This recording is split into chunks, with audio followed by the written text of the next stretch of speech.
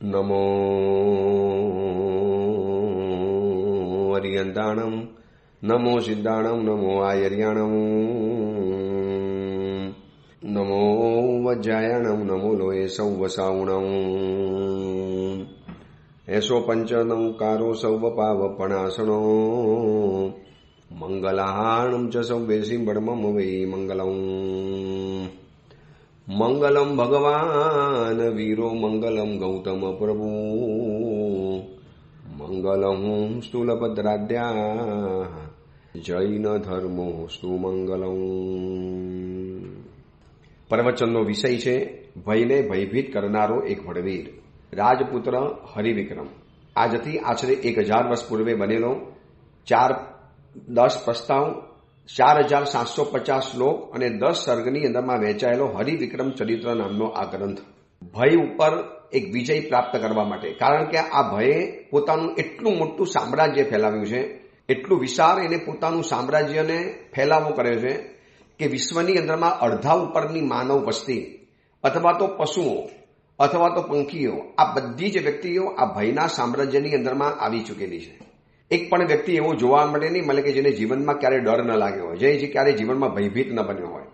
એટલે આ ભય ભગાડવો આમ જોવા જઈએ તો સહેલો છે અને આમ જોવા જઈએ તો કઠિન છે. એક વખત કોઈક આરાધના ઉપર વિશ્વાસ બેસી ગયો, કોઈક આસ્થાના કેન્દ્ર ઉપર જો આપણને વિશ્વાસ બેસી ગયો, પછી આ ભયને ભગાડવો આપણા માટે બહુ ઇઝી અને સહેલો બની જાય છે. અને એ વાત આપણને આ સરસ મજાની રીતે ભાષાની અંદરમાં બતાવવા માટે માગે છે, આ કથા દ્વારા સમજાવવા માટે માગે છે કે જીવનની અંદરમાં આવનારા આવા પ્રસંગો, આવી આપત્તિઓ, આવી તકલીફો, આવી મુશ્કેલીઓ, આવા પ્રસંગો, એવા સમયની અંદરમાં કેવી રીતે મજબૂત રહેવું, કેવી રીતે હિંમત ન હારવી અને કેવી રીતે આગળ વધવું, એ આપણને આ કથા દ્વારા જોવા માટે મળે છે. કથાને આપણે ત્યાં સુધી જોયેલી હતી કે વીરસેન હવે શાંતિથી બેઠો છે નગરની અંદરમાં, પણ વળી પાછો એક નવો સંઘર્ષ એના જીવનમાં આવી ગયો. એના નસીબમાં શાંતિથી બેસવાનું લગભગ લખાયેલું જ નથી. યાદ કરો, પેલા મહાત્માએ એના માટે આગાહી કરેલી કે આ દીકરો પોતાના શત્રુઓને જીતશે, એના પિતાના શત્રુઓને જીતીને જબ્બે કરી લેશે, પરંતુ એના જીવનની અંદરમાં સંઘર્ષો બહુ આવવાના, એના જીવનની અંદરમાં તકલીફો બહુ આવવાની, એને જીવનમાં શાંતિથી બેસવા માટે નહીં મળવાનું. અને હજી શાંતિથી બેઠો, વળી પાછી તકલીફ આવી, વળી બેઠો, વળી પાછું એક કામ કર્યું, હવે શાંતિથી બેઠો છે, ત્યાં ચંદ્રશ્રીનું અપહરણ થઈ ગયું. રાજા રાણીનો જે કલ્પાંત જોયો, રાજા રાણીના જે આંસુ જોયા, આ જોયા પછી વીરસેન જેવો દયાળુ દીકરો કઈ ઝાલ્યો રહેવાનો હતો. વીરસેન જેવો દયાળુ દીકરો, અને સીધો જ મનની અંદરમાં એને વિચાર આવી ગયો કે ચલો આ રાજા રાણીની હું સહાય કરું, જેમની દીકરીને આટલું બધું અપહરણ થઈ ચૂકેલું છે. હવે અપહરણ થયું છે એ વાત બરોબર છે, પણ કોણ કરી ગયું એ ખબર નથી. આકાશમાંથી કોઈ કરી ગયું એટલે કલ્પના એમ કરી શકે છે કે કોઈક વિદ્યાધર આવીને કરી ગયો. પણ હવે કોની સામે લડવું? શત્રુ આંખની સામે દેખાય તો લડવું ઇઝી છે, આસાન છે, પણ જે શત્રુનું એડ્રેસ નથી, જે શત્રુ આંખની સામે દેખાતો નથી, જે શત્રુ ક્યાં રહે છે, કઈ જગ્યાએ રહે છે, કયા સ્વરૂપની અંદરમાં છે, એની પાસે શું તાકાત છે, એવી જ્યારે કશી જ ખબર નથી, તો એવા સમયની અંદરમાં શત્રુને લલકારવું કેવી રીતે, શત્રુની સામે યુદ્ધ કેવી રીતે કરવું, અથવા તો એ શત્રુ પાસેથી એ આપણી ચીજે પાછી કેવી રીતે મેળવવી, બસ આ એટલી મોટી મૂંઝવણ હતી કે ભલભલી વ્યક્તિ આની અંદરમાંથી હારી જાય અને હથિયાર હેઠા મૂકી દે કે ભાઈ આમાં આપણું કામ નહીં, મને તમે બતાવો કે ક્યાં જવાનું છે, શું જવાનું છે, કોની સામે લડવાનું છે. લડવાનું જ્યારે એડ્રેસ ખબર નથી અને એવા સમયની અંદરમાં જ્યારે યુદ્ધ કરવાની જ્યારે વાત કરે છે, એટલે કોઈ પણ વ્યક્તિને મનની અંદરમાં મૂંઝારો થાય અને થાય. અને અહીંયા પણ એ જ હાલત છે. રાજા રાણીનું જે કલ્પાંત જોયું, એમને પુત્રીનો જે વિયોગ લાગ્યો. રાજા પણ હિંમતવાળો હતો, રાજા પણ ક્ષત્રિય હતો, રાજાએ પણ આવા બધા ઘણા પ્રસંગો જોયા છે, પણ પોતાના જીવનની અંદરમાં જ્યારે આવી તકલીફ આવે છે ને, ત્યારે માણસ કેટલો મજબૂત રહે છે એ ઉપરથી ખબર પડે કે માણસ કેટલો સમજદાર છે. જો મને તકલીફ જીવનમાં આવી અને હું રડું ને, તો પછી હું બીજાને ઉપદેશ આપું તો કોઈ વાત નથી. હું બીજાને ઉપદેશ આપું, આવું તો જીવનમાં થયા કરે, આ તો પાર્ટ ઓફ લાઈફ કહેવાય, આવું બધું સહન કરી લેવાનું, બહુ મનમાં નહીં લેવાનું. હવે એ જ ચીજ મારા જીવનમાં બને અને પછી હું આંસુડા પાડું, હું રડું, હું વાર્ત ધ્યાન કરું, હું લોકોને ફરિયાદ કરતો રહું, તો પછી માનવું પડે કે સમજદારી મારી ટેમ્પરરી હતી અથવા તો લોકોને બતાવવા માટેની હતી. મારી પોતાની તકલીફની અંદરમાં હું ટકી જતો હોઉં તો જ મારી સમજદારી મારા માટે કામની છે. રાજા તૂટી ગયો છે, હવે વીરસેને વળી પાછો એનો પરોપકારની ભાવના ઉછળી પડી. આજના યુવકોને આ કથા વારંવાર સાંભળવાનું એટલા માટે કહું છું કે શક્તિશાળી યુવકો પણ બીજાની તકલીફની અંદરમાં મૌન થઈને તમાશો જોયા કરે છે. સમાજની અંદરમાં કેટલાક સારા માણસો પીડિત થાય છે, કેટલીક વ્યક્તિઓ પીડાને પામે છે. આપણે દૂરની વાત નથી કરવી. અત્યારે આપણી આંખ સામે દેખાય છે કે બાંગ્લાદેશની અંદરમાં જે રીતે હિન્દુઓની કરપીણ હત્યાઓ થાય છે, જે રીતે આપણી બહેન બેટીઓ સાથે બલાત્કાર થાય છે, પિતાજીની આંખ સામે યુવાન દીકરી ઉપર બલાત્કાર થતો હોય અને પિતાને બાંધી રાખ્યા હોય અને પિતાને આ દ્રશ્ય જોવું પડતું હોય, વિચારો એ પિતાની અંદરની હાલત શું થયેલી હશે. દીકરાઓની સામે એની માતાને નગ્ન કરીને એની ઉપર જ્યારે રેપ કરે છે આ નરાધમો, અને દીકરો આ જોઈને ચોધાર આંસુએ રડે છે અને એ નરાધમો તાલીઓ પાડે છે, કૂદે છે. અત્યારે તો એ લોકોની પાસે સત્તા છે, આતતાઈ છે, ત્રાસવાદી છે, અપરાધી છે, એટલે કરી લેશે. ભવાંતરમાં એના જે બુરા નતીજા મળવાના છે ને, આના કરતા 10 ગણી જ્યારે પીડાઓ સહન કરશે ત્યારે આંખમાંથી આંસુ પણ નહીં પડે. પરંતુ આ દેશની અંદરમાં જેટલા બુદ્ધિજીવીઓ છે, આ દેશની અંદરમાં જેટલા પણ રહેનારા એવી વ્યક્તિઓ છે કે જે વારે તહેવારે સંસદની અંદરમાં ગર્જનાઓ કરતા જાય, વારે તહેવારે સંસદની અંદરમાં બોલાબોલ કરી નાખે. કોઈક બીજી જગ્યાની અંદરમાં વિધર્મીને નાનકડી પણ તકલીફ પડી હોય અને સંસદની અંદરમાં એનો પક્ષ લઈ અને ઝંડા લઈને ફરનારા આજની વ્યક્તિઓ આ હિન્દુઓની આટલી તકલીફની અંદરમાં બિલકુલ મૌન છે, બિલકુલ મૌન. એમ થાય કે આ માણસો હિન્દુસ્તાનીમાં રહેવા માટે લાયક છે કે નથી એ આપણને વિચાર આવે.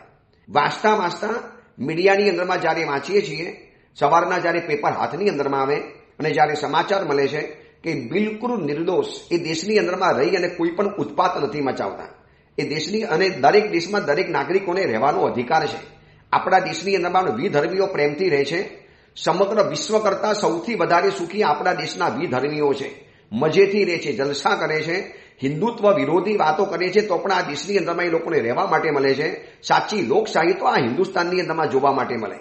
પણ આપણો સવાલ એ છે કે શક્તિશાળી છે, સશક્ત છે, સામર્થ્ય છે, જેની પાસે રાજસત્તા છે, જે આના માટે બોલી શકે છે, લખી શકે છે, જે આ અવાજ ઊંચો કરી શકે છે, આના માટે અવાજ દર્જ કરી શકે છે, જે લાગતા વળગતી વ્યક્તિઓની સુધી એ પોતાની વાત પહોંચાડી શકે છે, એવા સત્તાધીશો કેમ મૌન થઈને બેઠા છે? જ્યારે તમે બીજી જગ્યાની અંદરમાં કેવી ચીસાચીસ અને રાડારાડ કરી લો છો અને ખાલી હિન્દુઓની તકલીફમાં તમે કેમ મૌન થઈ જાઓ છો? તમને હિન્દુ સાથે તકલીફ છે, તમે હિન્દુઓ સાથે તમે વેર બાંધેલું છે. શું હિન્દુઓ તમને પરેશાન કરવા માટે આવ્યા? અને આ બધું છાયા પછી પણ કોઈક એવો વીરસેન જેવો પરોપકારી જીવ બહાર નથી આવતો કે હું કંઈક કરીશ, હું આનો રસ્તો કાઢીશ. કેટલા વર્ષો અત્યાચાર સહન કરવાના, વર્ષોથી સહન કરતા આવ્યા છે. 2000 વર્ષથી આ દેશની અંદરમાં આપણે ગુલામી સહન કરી, આવા જ અત્યાચારો સહન કર્યા, આવી જ મારપીટ સહન કરી, આવી જ હત્યા, આવા જ રેપ, આવા ખૂન ખરાબા અને આવી જ તોડફોડ, આવા આપણે મંદિરો ગયા, મિલકતો ગઈ, જાનપાન ગયા, મા બેટીઓ ઉપાડીને ગયા. 2000 વર્ષથી આ ત્રાસ સહન કરતા આવ્યા. હજી પણ જો આ જ જોવાનું હોય આપણા જ હિન્દુસ્તાન દેશની અંદરમાં અને આપણા જ હિન્દુઓને આપણે મળતા જોવાના હોય, કોઈક એવો પરોપકારી જીવ નથી કે જે મેદાનની અંદરમાં કૂદી પડે, એ સત્તાધીશોને જઈને વાત બતાવે? શું એ આખા મોટા આવા બાંગ્લાદેશની અંદરમાં કોઈક એવો જીવ નથી, મધ્યસ્થ જીવ, કે જે વિધર્મી હોવા છતાં પણ કે તમે શું કામ આ દેશના નાગરિકોને પરેશાન કરો છો? તમે એની જાતિ શેના માટે જોવો છો? આ દેશની અંદરમાં રહે છે, આ દેશમાં રહેવાનો બધાને અધિકાર છે. પરંતુ મારો સવાલ એ લોકોની સામે છે કે જે પાર્ટીઓ બીજા અન્ય ધર્મીઓની સામે જ્યારે તકલીફ પડે છે ત્યારે કેવા રાડારાડ કરવા માટે આવી જાય, કેવા ઝંડા લઈને રોડ ઉપર ફરવા માટે આવી જાય, કેવા ધરણા કરવા માટે આવે, કેવા સંસદની અંદરમાં ગોકીરો અને હો હા મચાવીને, કેમ આજે એ લોકોને હિન્દુનું દુઃખ નથી દેખાતું? જીવતા જલાવીને યુવાન પુત્રીઓને પિતાની સામે રેપ કરવા માટે આવે, નાનકડા દીકરાઓની સામે પોતાની માતાને ઉપર રેપ કરી. બાળકોના મનની અંદર શું વીતતી હશે? એ બાળકોના મનની અંદરમાં શું હાલત થતી હશે? પણ કોઈ બોલનાર નથી. અને આપણે હિન્દુઓ પણ એટલા ઢીલા છીએ, એટલા નમાલા છીએ, એટલા નામર્દ છીએ, એટલા આપણે બાયલા જેવા છીએ કે આપણે પણ આ અત્યાચારોને મૂંગા મોઢે સહન કરતા આવ્યા છીએ. આનો રસ્તો આપણી પાસે પણ છે. આપણે પણ નાના પાયે શરૂઆત કરી શકીએ છીએ. આપણી આજુબાજુની અંદરમાં આવા અત્યાચારીઓને દૂર રાખી શકીએ, એનો પ્રતિબંધ મૂકી શકીએ, એ લોકોની પાસેથી વસ્તુની લેવડ દેવડ બંધ કરી શકીએ. બધું જ થઈ શકે એમ છે. પરંતુ આ વીરસેન તમે જોજો, આ એટલા માટે બતાવું છું કે આ વીરસેન કોકની દીકરી માટે જ્યારે એનું લોહી ઉકળી પડે છે તો આપણને આપણા બાંધવો માટે, આપણા બંધવો માટે લોહી ઉકળવું ના પડે? અને આપણે હિન્દુ છીએ તો આપણા હિન્દુઓને આવી રીતે નિર્દોષ રીતે એ હિન્દુ ગુનેગાર હોત ને તો અમે ન બોલત. એ હિન્દુએ તમારી ઉપર બોમ્બ ધડાકા કર્યા હોત તો અમે બિલકુલ ન બોલત. એ હિન્દુએ તમારા ઘરમાં પણ આવીને તમારી બેન બેટીઓ સાથે જો આવો વ્યવહાર કર્યો હોત ને તો અમે બિલકુલ ન બોલત. પણ અમે હિન્દુઓ આવું ક્યારેય કરવા નથી, અમારા લોહીમાં નથી. અમે તો સર્વ ધર્મને સમાન રીતે માનનારા છીએ. સહુનો ભૂનકતું અમે બધાની સાથે બેસીએ છીએ, બધાને સાથે રાખીએ છીએ. આ દેશે ક્યારેય કોઈની ઉપર આક્રમણ નથી કર્યું અને છતાં પણ વારે તહેવારે આપણી ઉપર જ આક્રમણો થાય, આપણે સહન કરવાનું આવે. હિન્દુઓએ હજી પણ ચેતવા જેવું છે, હિન્દુઓએ હજી પણ એક થવા જેવું છે. આદિત્યનાથ યોગીજી યુપીના જે મુખ્ય પ્રધાન કહે છે, આપણને વારંવાર કહે છે યુપીના પ્રધાન, એક હે તો સેફ હે, બટેંગે તો કટેંગે. અગર સમજો વહેંચાઈ ગયા તો આપણે ખતમ થવાના આરા ઉપર છે. જૈનોએ એક થવું પડશે. દરેક જ્ઞાતિએ, દરેક સમાજે એના સમાજ, એના રીતિ રિવાજ, એના વાડા, એના પંથ આ બધું જ ભૂલી અને એક હિન્દુત્વના નેજા હેઠળ બધાએ ભેગા થઈ અને એક અવાજ ઊંચો કરવો પડશે તો જ બચીશું. વરના ધીરે ધીરે લઘુમતીની અંદરમાં મુકાઈ જઈ અને ક્યાંય ફેંકાઈ જઈશું અને 2000 વર્ષ જૂનો વળી પાછો ભૂતકાળ વર્તમાન બનીને પાછો આવશે. આપણે નહીં જોઈ શકીએ. એનો ઇતિહાસ વાંચી લેજો ખાલી, લોહીથી લખાયેલો ઇતિહાસ છે. વાંચતા પણ રૂમાડા ખડા થઈ જાય. તો એ આપણા બાપ દાદાઓએ કેવી રીતે સહન કર્યું હશે. કાશ્મીરની ઘાટીની અંદરમાં રહેનારા પંડિતોને ખદેડ્યા. બસ બધી જગ્યાએથી હિન્દુઓને ભગાડો, હિન્દુઓને ખતમ કરો અને દેશ ઉપર રાજ કરો. હવે આ બધા કટ્ટરવાદીઓ, આ જનૂનીઓ કે આવા બધા અંધધર્મીઓ, એ બધાનું કંઈ લાંબુ અસ્તિત્વ નથી ચાલતું, પણ ટૂંક સમયનું નુકસાન તો થઈ જાય. એક આખા પંથને, આખી જાતિને જ્યારે સહન કરવું પડે છે તો સત્તાધીશો કેમ મૌન છે? કેમ સંસદની અંદરમાં કોઈ અવાજ ઉઠાવવા તૈયાર નથી? આમ વારે તહેવારે કેટલા મોટા અવાજે વિરોધ નોંધાવો છો, કેવા રોડ ઉપર નીકળી પડો છો, કેવી તમે વારે તહેવારે યાત્રાઓ કાઢો છો અને તમને હિન્દુઓનું લોહી નથી દેખાતું, હિન્દુઓની કોઈ તકલીફ નથી સમજાતી. હિન્દુઓને બચવું છે તો જાતે બચવું પડશે. આ બધા નપાણીયા નેતાઓ ઉપર વિશ્વાસ રાખીને હવે આપણે જિંદગી નહીં જીવી શકીએ. કદાચ આ મારી વાત કડવી લાગશે, કોકને મરચા જેવી પણ લાગશે. કદાચ કોઈક વ્યક્તિ કોઈક નેતાને આ મોકલશે તો એને પણ થશે કે એક સાધુએ આવું બોલી શકાય, એક મહાત્મા પણ આવું બોલી શકે. પણ એ બધી વાતોને આપણે સાઈડમાં મૂકવી છે. વીરસેનની વાત આપણે એટલા માટે કરીએ છીએ કે એક અજાણી સ્ત્રી છે. જો ચંદ્રસિંહ હજી એની કંઈ પત્ની નથી બની, હજી એને એટલા બધા લાગણીના સંબંધો ઊભા નથી થયા, હજી કે એની સાથે કોઈ વ્યભિચાર કે વિવાહના સંબંધો એ જોડાયો નથી. પણ એક સ્ત્રી, એક યુવાન સ્ત્રીને જ્યારે કોઈ ઉપાડીને ગયું હોય તો એ સ્ત્રીની શું હાલત થવાની હોય એને ખબર છે. એ પરોપકારી જેવું છે, એ લાગણી સભર છે, સંવેદનશીલ છે. એના હૃદયની આ લાગણીના તાર જણી ઉઠ્યા કે ભાઈ એની તકલીફ એ આપણી તકલીફ છે, બીજાની તકલીફ પોતાની તકલીફ લાગે. આ માનવતાનું સર્વોચ્ચ શિખર છે અને આ માનવતાના સર્વોચ્ચ શિખરે બેઠેલો વીરસેન, એનાથી આ સહન ન થયું. એ ગયો રાજાની પાસે. રાજન, ચિંતા નહીં કરો, ચંદ્રશ્રી જીવતી હોય જ્યાં પણ હશે, આ જંબુદ્વીપના કોઈ પણ ખૂણાની અંદરમાં છુપાયેલી હશે. આટલો મોટો જંબુદ્વીપ છે, એના કોઈ પણ ખૂણાની અંદરમાં છુપાયેલી હશે. અને કામાતુર પુરુષ કે અયોગી કે અવિવેકી પુરુષ એ જે એને ઉપાડીને ગયો છે એની પાસેથી હું પાછી ન લાવું તો મારા પિતાજીનો દીકરો નહીં. મારા પિતા સુરસેન રાજા છે, મહાપરાક્રમી અને મહાયોદ્ધા હતા. મેં તો એમને હજી જન્મ્યા પછી 6 મહિનાથી વધારે જોયા નથી, પણ એ પિતાની કથાઓ મેં સાંભળી છે કે એ પિતા દુશ્મનોની સામે એકલ પંડે લડવા તૈયાર થઈ ગયા હતા. તો હું મારા પિતાનો દીકરો નહીં, ચંદ્રસિંહને અહીંયા લાવીને જંપીશ અને કુલી સ્ત્રીનું મન આમ પણ મારા ઉપર આસક્ત થયું છે તો એની એ લાગણી ખાતર પણ મારે આટલું કામ કરી રહેવાનું. આપ બિલકુલ ચિંતા નહીં કરો. ત્યાં સુધી ઉતાવળ નહીં કરતા. હું થોડાક સમયમાં, મને થોડીક મુદત આપો, થોડોક સમય આપો, હું ક્યાંકથી પણ ચંદ્રસિંહને જીવતી જાગતી તમારી સામે હાજર કરીશ. પણ બીજા મંત્રીઓ કહે છે કે કુંવર ક્યાં જશો? કોઈ એડ્રેસ, કોઈ તમારી પાસે રસ્તો, કોઈ તમારી પાસે લોકેશન, કોઈ તમને ખબર છે કે ક્યાં ઉપાડીને ગયા છે, ક્યાં ગયા છે? એ જ્યાં ગયો હશે તે ગયો હશે, એનું પાતાળમાંથી પણ કાઢીને લઈ આવીશ, આકાશ ફાડીને પણ હાજર કરીશ, દિશાઓને ચીરીને પણ એને અહીંયા લઈ આવીશ, ક્યાંકથી પણ લઈ આવીશ. જોઈ લેજો એક યુવાન કેવો હોઈ શકે, એક યુવાનનો જજ્બા કેવો હોય, એક યુવાનની પાસે કેવી મર્દાનગી હોય, એક યુવાનની પાસે કેવો પડકાર ઝીલવાની તાકાત હોય. અને આજના યુવાનો ખાલી શેમાં પોતાની બહાદુરીને હોશિયારી માને છે કે બસ પબજીની અંદરમાં મેં 50ને માર્યા, ઓલો કે મેં 500ને માર્યા, ઓલો કે મેં આટલાને માર્યા. બસ મોબાઈલની અંદરમાં હાર અને જીત કરી શકે છે, પણ જિંદગીની અંદરમાં જીત અને હારના દાવપેચ સહન નથી કરી શકતા કે શરૂ નથી કરી શકતા. અને આ બાજુ ચંદ્રસિંહને શોધવા માટે નીકળે છે. કોઈ પણ સગા સંબંધી કે મિત્રોને કયા વગર વીરસેન નીકળી પડે છે. આમ જોવા જઈએ તો પરિવારમાં તો કોઈ છે જ નહીં. માતા પિતા તો ગાદકી ખંડમાં બેઠા છે. હજી તો મળ્યો પણ નથી. ખાલી સાંભળ્યું છે કેવળજ્ઞાની મુનિવર પાસેથી.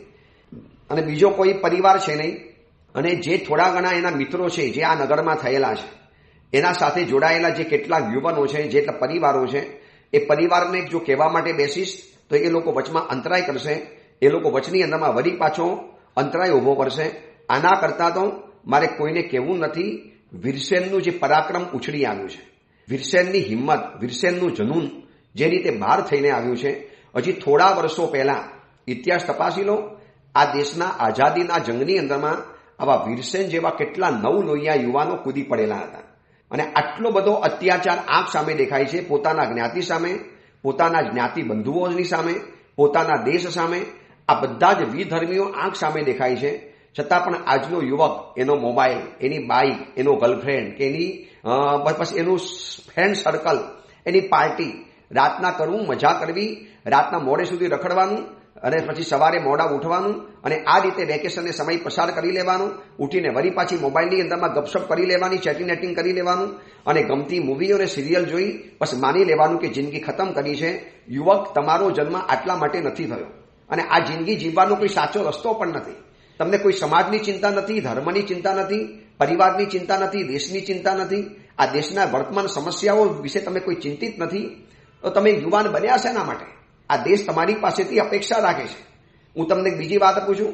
માનો આ જીન શાસનની અંદરમાં અમારા જેવા યુવાન સાધુઓ માનો આ શાસન માટે સમર્પિત ન હોય, શાસનને માટે કશું જ ન કરીએ, માત્ર શાવકોની ગોચી પાણી વાપરી લેવાની, મોટા મોટા ઉપાસોની અંદરમાં રહેવાનું અને શાવકોને કોઈ જવાબદારી અખત્યાર નહીં કરવાની, તો પછી હું સાચો યુવાન સાધુ કેવી રીતે કહેવાઉં?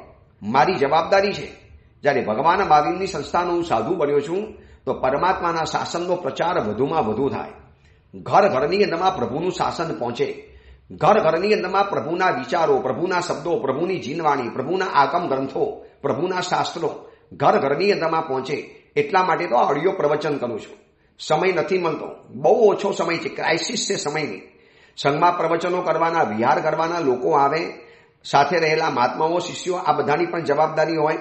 પરંતુ આ અડધો કલાક, પોણો કલાક તો હું કાઢી જ લઉં છું કે આના કારણે પણ જો આ બધા જ વિચારો લાખો વ્યક્તિઓ સુધી પહોંચતા હોય અને એમાંથી જો હજારો હૃદયની અંદરમાં એક ભાવના પેદા થતી હોય અને એમાં સેંકડો લોકો મનની અંદરમાં સંકલ્પ કરે અને એકાદ બે વ્યક્તિ પણ જો આ બાબતને વિચારી અને પોતાના જીવનની અંદરમાં આવા પરોપકારના કાર્યમાં લાગી પડે તો બસ મહેનત વસૂલ છે. એટલે એક સરસ મજાની ગુજરાતી કવિતા છે. નાનકડા શબ્દોમાં ગૂંથું હું મારું એક નાનકડું ગીત, એક નાનકડું ઉડ ગુંજે તો એટલી મારી જીત. બસ એક નાનકડા શબ્દોની અંદરમાં હું એક ગીતને ગુંજી લઉં છું અને એ સાંભળ્યા પછી જે વ્યક્તિના હૃદયની અંદરમાં આવો એક ભાવ પેદા થાય, એક પ્રતિભાવ પેદા થાય, બસ એટલી મારી ગીત હશે. એક નાનકડા ગીતમાં ગૂંથું એક નાનકડું ગીત, એક નાનકડું ઉડ ગુંજે તો એટલી મારી જીત. બસ આના માટે જ પ્રયત્ન કરવાનો છે. આ વીરસેન જેવા યુવકોને ધન્ય છે કે જે બીજાની તકલીફને પોતાની તકલીફ માની લે છે. આજે યુવકો નથી એમ નથી કહેતો, બધું જ ખતમ નથી થયું. એવા પણ યુવકો છે કોરોનાના સમયની અંદરમાં ભેખ લઈને નીકળી પડેલા. એવા પણ વયસ્ક વ્યક્તિઓ જોયા છે કે કોઈ પણ તકલીફની અંદરમાં પોતાનું કામ કરવા તૈયાર થઈ જાય. આવા પણ પરોપકારી જીવો આજે પણ છે તો જ આ દુનિયા ચાલી શકે છે, તો દુનિયાની તકલીફમાં લોકો ઊભા રહે છે. અનુકંપા દાન હોય, શિયાળામાં ધાબળા ઉડાડવાના હોય કે શિયાળાની અંદરમાં અથવા તો કોઈ આદિવાસી વિસ્તારની અંદરમાં જઈને કરવાનું હોય. આવા મુંબઈમાં પણ કપલ છે, સુરતમાં પણ છે. સુરતમાં પણ આવા સેવાભાવી સંસ્થાઓના સાવક સાવિકાઓ ભાઈ બહેનો છે. હજી આ ચાલે છે દેશની અંદરમાં. પણ કેમ બધાને મન કેમ નથી થતું? વીરસેનની જેમ કેમ અંદરમાંથી ભાવ પેદા ન થાય? અને વીરસેન નીકળી પડ્યો છે.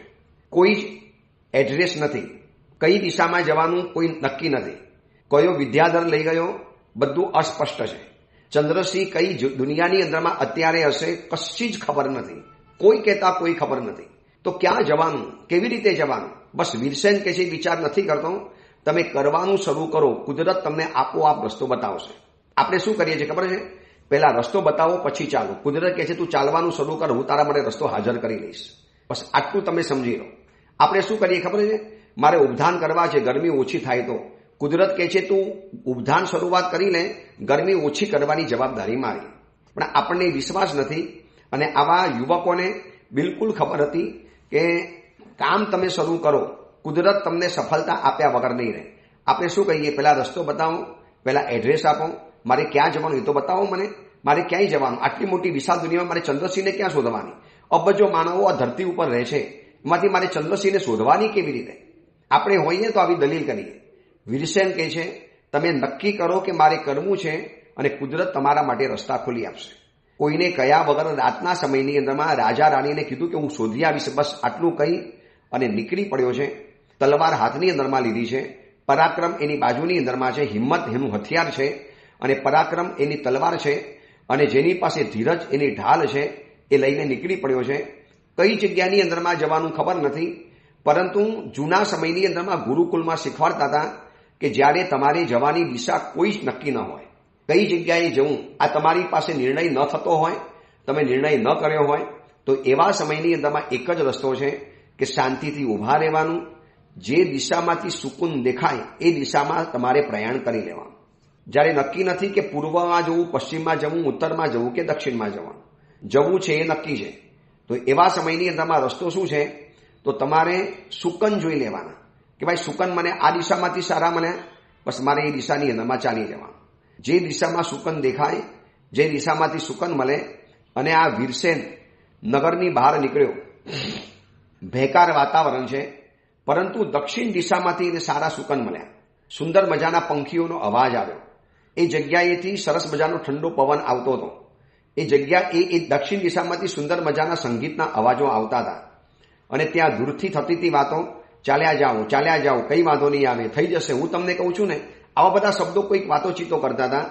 અને લાગ્યું કે દક્ષિણ દિશામાંથી આ શબ્દો અને સુકન મળે છે, તો મારે દક્ષિણ દિશાની અંદરમાં જવું જોઈએ. અને આમ નક્કી કરી અને વીરસેને દક્ષિણ દિશાની અંદરમાં પ્રયાણ શરૂ કર્યું. કોઈ જ ખબર નથી. ત્યારે જૂના સમયની અંદરમાં આવું શિક્ષણ હતું કે જે દિશામાં સુકૂન મળે એ દિશામાં પ્રયાણ શરૂ કરી લેવાનું. આજના સ્કૂલના શિક્ષણમાં આ બધું નહીં આવે. આજના સ્કૂલના સિલેબસની અંદરમાં આ બધી બાબતો છે પણ નહીં, એના સિલેબસમાં પણ નથી. અને વીરસેને દક્ષિણ દિશાની અંદરમાં ચાલવાનું શરૂ કર્યું. દક્ષિણ દિશાની અંદરમાં ચાલતો જ જાય છે. અને જે વ્યક્તિ અહીંયા હરિવિક્રમ ચરિત્રની અંદરમાં લખ્યું છે કે એનો કોઈ રસ્તો નક્કી નથી, એનો કોઈ પંથ નથી, એની પાસે કોઈ મેપ નથી, એની પાસે કોઈ ગૂગલ લોકેશન નથી, એની પાસે કોઈ મોબાઈલ નથી, એની પાસે કોઈ એપ નથી, એની પાસે કોઈ દેખીતો કાગળ ઉપર દોરેલો નકશો પણ નથી. બસ એ ચાલતો જ જાય છે. નકશો હોય અને રસ્તા ઉપર ચાલે એ વાત અલગ છે, અને રસ્તાને જ નકશો બનાવીને ચાલવું એ આખી વાત અલગ છે. અને વીરસેન રસ્તાને નકશો બનાવીને આગળ વધે છે. અપાર ધીરજ છે એની પાસે. એટલે ધૈર્યવાન પુરુષના મનની અંદરમાં જ્યારે એના મનમાં ધીરજ છે, ત્યારે એનો ઉત્સાહ એટલો બધો વધે છે કે ધૈર્યવાન પુરુષનો મનમાં સાગર એ ખાબોચિયા જેવો બની જાય છે. એને મન મોટો પર્વત એ નાનકડા ટેકરા સમાન બની જાય છે. અને એના સમાન આખી પૃથ્વી ગાયના પગની ખરી જેટલી બની જાય. ગાયની પગની અંદરમાં એક ખરી નાખે છે, લોખંડની ખરી, તો બસ એના માટે આવી નાનકડી ખરી સમાન બની જાય. ધીરજવાન વ્યક્તિને એમ લાગે કે કશું બધું સારું થશે, બસ આપણને નીકળવા દો. અને અંધારાની અંદરમાં ચાલે જ જાય છે. દક્ષિણ દિશાની અંદરમાં સુકન દક્ષિણ દિશામાં મળ્યા છે, એટલે કંઈક રસ્તો અહીંયાથી ખુલવાનો. આવો જડબે સલાહ વિશ્વાસ. આ પ્રવચન સાંભળનારાને પણ કહું છું કે આવું પણ ક્યારેક મૂંઝવણ થઈ હોય તો બસ આવા જે દિશામાંથી સુકૂન મળે એ દિશામાં જઈને તમારે પગ ઉપાડી રહેવાના. કુદરત બધું સંભાળી લેશે. અને આગળ ચાલ્યો જ જાય છે. નદી, તીર, વન, પર્વત, ગુફા, જ્યાં એને જગ્યા દેખાય ત્યાં બધે એને ચંદ્રસિંહને શોધી. એક માત્ર લક્ષ્ય છે, ચંદ્રસિંહ મળવી જોઈએ. દરેક ગામડાઓમાં ગયો, દરેક શહેરોની અંદરમાં ગયો, પર્વતોમાં ગયો, ગુફામાં ગયો, વન નિકુંજની અંદરમાં ગયો, નદીના તીરે ગયો. જ્યાં જઈ શકાય પગ દ્વારા ત્યાં બધી જગ્યાએ ગયો છે. શોધ કરતો વીરસેન એક મોટા અરણ્યની અંદરમાં આવી ચૂક્યો છે. એક ભયંકર મહા અટવી છે, નિર્જન અને નિર્જલ અટવી છે. આ જંગલની અંદરમાં વૃક્ષો અને બધું ઘણું છે, અજાણ્યા ફલોથી રચેલું છે, હિંસક પ્રાણી પંખીઓ છે, પરંતુ સરોવર નથી અહીંયા. આ જંગલની અંદરમાં અને પાણીની તરસ એને ભયંકર લાગી. મુસાફરી કરતો જ ગયો. વિચારી લેજો, આ બધું જે કરે છે ને એ પોતાના માટે નથી કરતો. એક સાવ અજાણી સ્ત્રી ચંદ્રશ્રી એના માટે આ કરે છે, એના માતા પિતાના સાંત્વન માટે. આવું તો છે ને વર્તમાનમાં કદાચ કોઈ કરે પણ નહીં. માનો કોઈ કરવા તૈયાર થયું હોય ને તો માતા પિતા કે તને વળી શું સુરાતન ચડ્યું છે એના માટે, એને આપણા માટે શું કર્યું છે, તને એના માટે આટલું બધું કરવાનું કેમ થાય છે, એના માટે તારો આટલો બધો જીવ કેમ બની જાય છે, એને આપણા માટે કશું કર્યું છે, કશું નથી કરવાનું, છોડી દેવાનું, એનું જે થવું એ થાય, આપણી સમસ્યા છે એની સમસ્યા છે, એ ફોડી લેશે. આવું કઈ અને કરનારા દીકરાને ઉત્સાહ તોડી પાડે અને ઠંડો ગાર બનાવી નાખે. જ્યારે એની સામે પારકી વ્યક્તિઓ માટે આટલી બધી પીડાને સહન કરે છે, પારકી વ્યક્તિઓ માટે આટલું બધું સાહસ કરે છે અને પાણીની ભયંકર તરસ લાગી છે, પાણી શોધે છે. જૂના સમયની અંદરમાં ગુરુકુલમાં શીખવાડવામાં આવતું હતું કે જંગલ અને અટવીની અંદરમાં ગયા હો, પાણીની તરસ લાગી હોય તો બહુ રખડશો અને બહુ ફરશો, તમારી પાણીની તરસ ઓર વધી જવાની. આજુબાજુની અંદરમાં એવા ચિહ્નો અને સિમ્ટમ્સ હોય છે કે જેનાથી ખબર પડે કે અહીંયા નજીકની અંદરમાં પાણીની હાજરી છે. આજે આઈસીઆઈસી બોર્ડમાં ભણનારો હોય કે દિલ્હી કે સીબીએસઈ બોર્ડમાં ભણનારો દીકરો દીકરી હોય, જેના પિતા લાખો રૂપિયાની ફી ભરે છે, શું એ લોકોને એટલી ખબર પડી જાય કે જંગલમાં કઈ જગ્યાએ પાણી છે અને કઈ જગ્યાએ પાણીની નજીકમાં આપણે છીએ? એટલે કુંવાર વિરસન ઉભો રહી ગયો. એને ભણેલું જ્ઞાન બરોબર યાદ આવ્યું. ઉભા રહેવાનો અહીંયા એ બધા લક્ષણ જોવાનું કે નજીકમાં કોઈ પાણીનો ધરો હોય તો અમુક પ્રકારના પંખીઓ આકાશમાં ફરતા દેખાય, નજીકમાં પાણી હોય તો જંગલી પ્રાણીઓના પદચિહ્ન એક જ જગ્યાએ જતા દેખાય, નજીકમાં પાણી હોય તો થોડી ઠંડક પણ સહજ રીતે અનુભવાય. આ બધા સિમ્ટમ્સ બરોબર જોવે છે. ગુરુકુલમાં ભણાવેલું છે. ત્યાં એને જોયું કે સારસ જાતના પંખીઓ જોયા, સારસ પંખી. અને આ સારસ પંખી બૌદ્ધા પાણી જ્યાં હોય ને એની આજુબાજુની અંદરમાં રહે, દૂર વસવાટ ન કરે.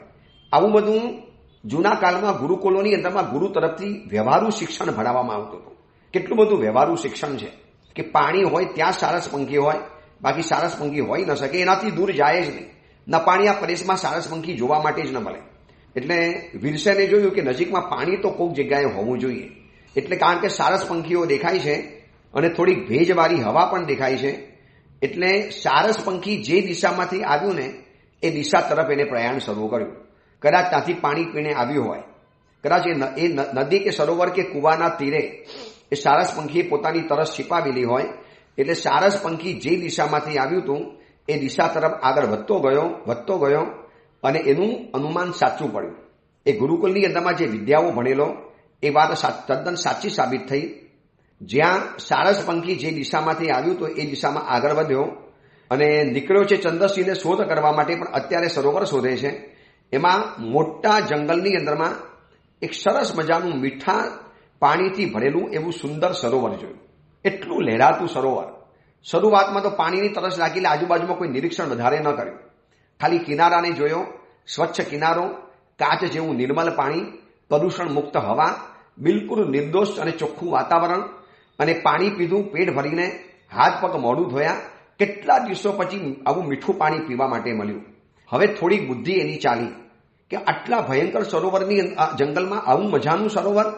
અને આમ સરોવરને હવે જ્યારે ધ્યાનથી જોવે છે, ધ્યાનથી નિરીક્ષણ કરે છે, ત્યારે એને જોયું કે સરોવરના બરોબર મચલા ભાગની અંદરમાં એક મોટો ટાપુ રચાયેલો છે.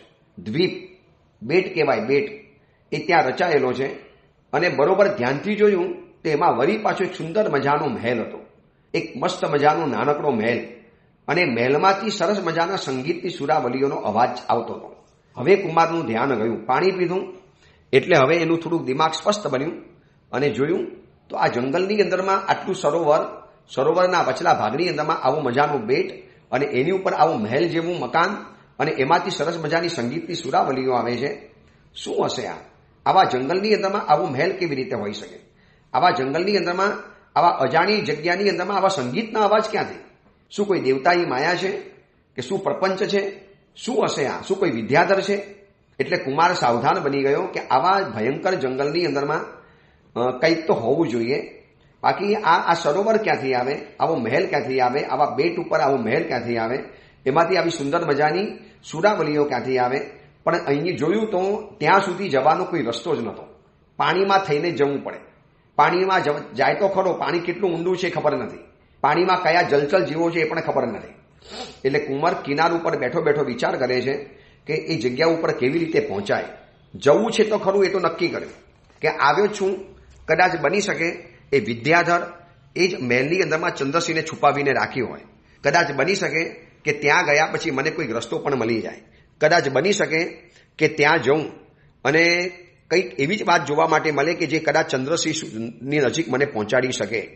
એટલે જે હશે તે આ જગ્યા અજાણી છે, એ ડરાવણી છે, પણ ત્યાં જવું જ છે એવો સંકલ્પ કરી અને વિચારે છે. એટલામાં જંગલમાંથી એક વનરાજ, જંગલી હાથી સરોવરની અંદરમાં પાણી પીવા માટે ઉતર્યો અને કુમારે નક્કી કર્યું કે હાથી દ્વારા મારે ત્યાં પહોંચી શકાશે. કેવું સાહસ કરે છે, કેવું દુઃસાહસ કરે છે. આ લોકોએ ભયને ભયભીત કરી નાખ્યો છે. આ લોકોને ભય નામનો કોઈ શબ્દ જ નથી. ચલો એ અંગેની બીજી વિશેષ વાત આવતીકાલે કરીશું. બહુ અદ્ભુત કથા છે. ખાસ ફરી વખત કહું છું કે તમારા બાલક બાલિકાઓને, ઘરમાં રહેલા યુવાન દીકરા દીકરીઓને આ કથા બતાવો અને કહો બેટા આપણે વીરસેન જેવું બનવાનું છે. પરોપકારી, શક્તિ હોવા છતાં પણ પરોપકારી, પરાક્રમી હોવા છતાં પણ પરોપકારી, શક્તિ સામર્થ્યથી યુક્ત હોવા છતાં પણ નમ્ર અને આટલો બધો સંવેદનશીલ. ચલો એ અંગેની બીજી વિશેષ વાત આપણે આવતીકાલે કરીશું. એ જ મંગલ કામના મંગલ ભાવના જીનાગના